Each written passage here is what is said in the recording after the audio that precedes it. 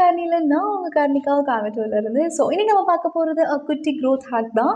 அதாவது லைஃப்ல வந்துட்டு ரொம்ப இம்பார்ட்டண்ட்டான ஒரு விஷயமும் கூட தான் இது. ஸோ டி ஷேப் கான்செப்ட், அதாவது king at one jack at all அப்படின்னா என்னன்னு தானே கேட்குறீங்க, எக்ஸ்பிளைன் பண்ணுறேன். ஸோ டி ஷேப் கான்செப்டை தான் வந்துட்டு ரொம்ப அழகாக டிரைவ் பண்ணியிருப்பாங்க. அதாவது the vertical line derives about deep expertise in one particular thing. At the same time, horizontal line என்ன சொல்ல வருது அப்படின்னு பார்த்தீங்கன்னா the broader knowledge about certain things. So இது ரெண்டும் சேர்ந்தது தான் வெரி இம்பார்ட்டன்ட் திங். நமக்கு ஒரு நாலேஜை வந்து என்ஹான்ஸ் பண்ணுறதுக்கு இந்த ரெண்டு விஷயமும் ரொம்ப இம்பார்ட்டண்ட்.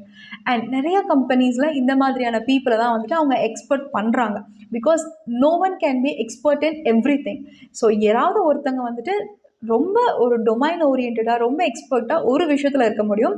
மற்ற எல்லா விஷயங்களும் சர்டன் நாலேஜஸ் வந்துட்டு நம்ம டெவலப் பண்ணிக்கிற மாதிரி தான் இருக்கும். இந்த விஷயத்துக்கு பேர் தான் டி கான்செப்ட் அப்படின்னு நம்ம சொல்லுவோம். அண்ட் உங்களுக்கு இன்னும் சிம்பிளான ஒரு எக்ஸாம்பிள் சொல்கிறேன்.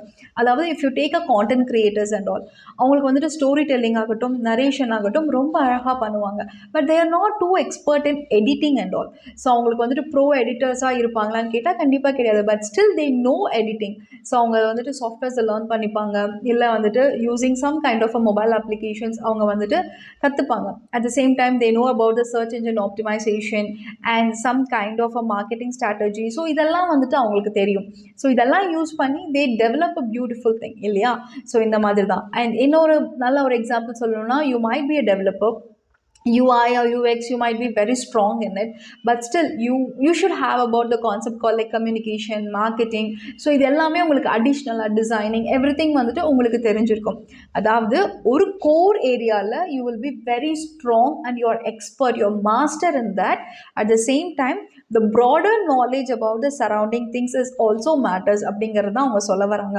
எல்லாரும் எல்லாத்துலேயுமே எக்ஸ்பர்ட்டாக இருக்க முடியாது. ஒரு விஷயத்தில் நீங்கள் எக்ஸ்பர்ட்டாக இருக்கீங்க அப்படின்னா அதை சுற்றி இருக்க விஷயத்தில் அட்லீஸ்ட் உங்களுக்கு ஒரு ப்ராடர் நாலேஜ் இருக்கணும். அப்போ தான் உங்களுக்கு சர்வைவல் வந்துட்டு ரொம்ப ஈஸியாக உங்களால் பண்ண முடியும் அப்படிங்கிறது தான் இந்த டி ஷேப் கான்செப்ட் அப்படின்னு சொல்லுவாங்க. ஸோ உங்களோட டி ஷேப் என்ன அப்படிங்கிறத வந்துட்டு மறக்காமல் கமெண்ட் பண்ணுங்கள். So which you are so deep and expertise in what அப்படிங்கிறத மறக்காமல் கமெண்ட் பண்ணுங்கள். ஸோ இன்னும் நிறையா பேசுவோம். Just stay connected with me until that signing off from Karnika.